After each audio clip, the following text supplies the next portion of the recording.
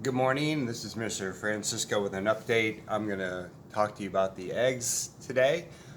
This is hatch week, so we should be seeing very soon some signs of the chicks starting to get ready to hatch. Today is Monday, May 3rd. We're looking at a hatch day of ideally it should be May 5th. It could be Tuesday, May 4th, tomorrow. It could be Thursday, May the 6th. So we're just going to see what happens.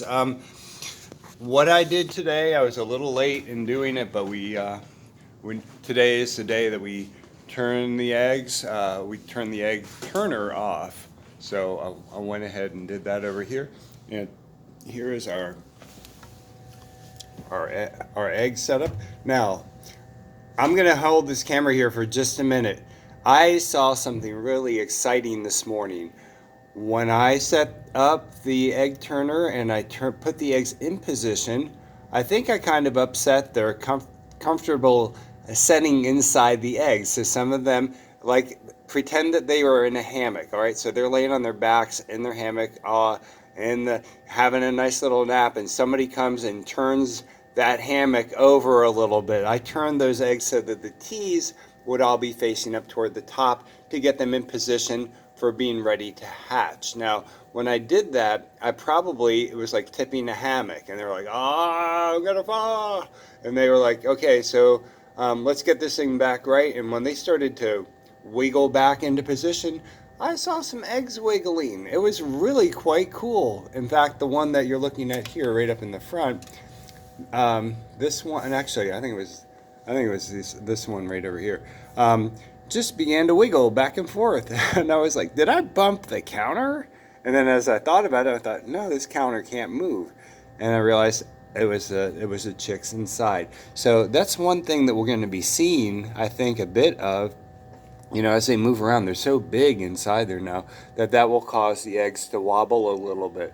So anyone who is nearby the incubator can walk by and just kind of sit here for a minute and look and gaze inside, and perhaps you'll see one of these eggs wobble too.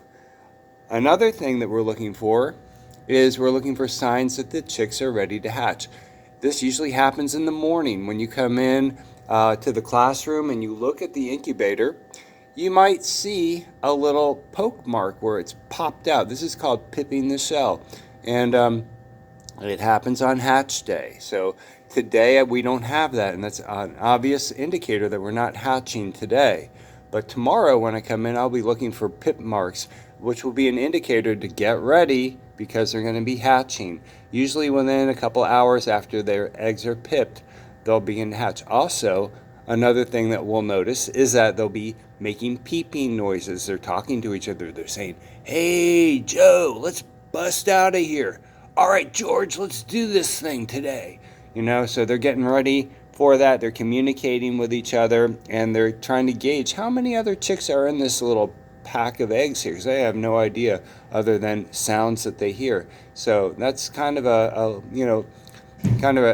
beginning of the stage for hatching. This part of the way it all works. They go through that process.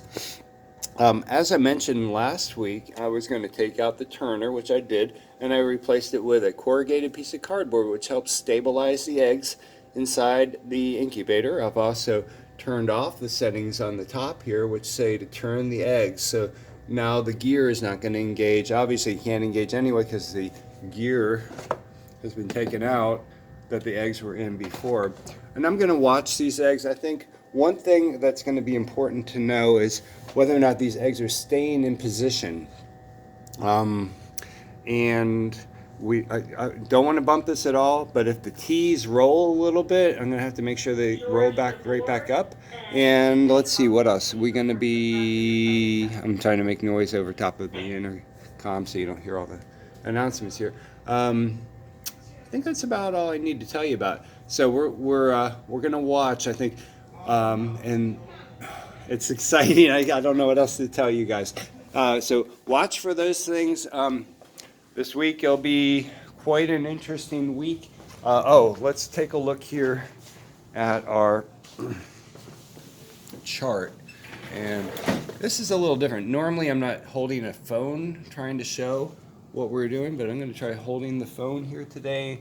It's kind of weird because I've got to look look at this upside down while I'm talking to you about the poster that I'm looking at below it. So let's see. The yolk sac is being absorbed into the body cavity today. Embryo at least. So if we're 2 days to go, I'm assuming we are.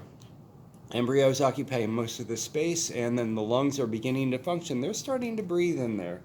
Right, and 1 day to go.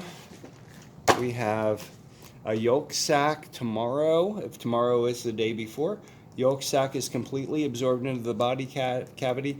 Amniotic fluid is gone. That's always a sign in any kind of creature. When that's gone, that's the sign that it's going to be hatch time. It's time to be born.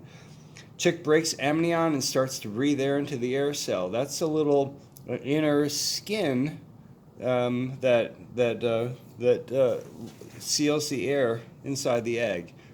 And then the internal and external pip. So that's where they're popping through either the skin on the inside or the shell on the outside. Internal, external pip. All right, so that's what we're looking for at 1 day to go. So we might actually see some pips in the shell like that even a day before. We might have to wait a whole day after we start seeing that. All right, so on the 0 days to go, coming up here, egg tooth helps chick pip through the eggshell. Feathers become dry once they come out. This is already during the hatching time.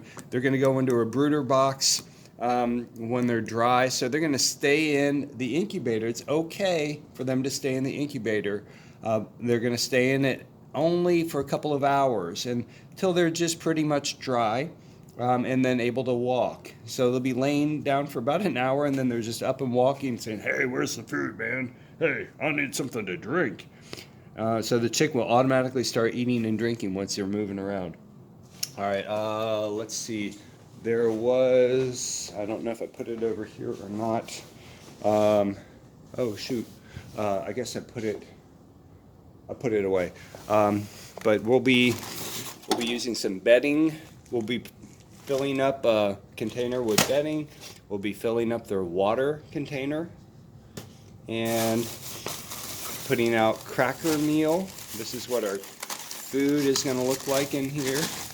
It's just basically a cracker meal. It's got vitamins in it, but basically it's easy to break down. It's not like the feed that real chickens, like full-grown chickens, will eat.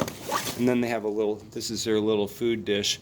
And just got to watch this. They go through a whole dish. 6 chicks will in about a day. So got to constantly watch that.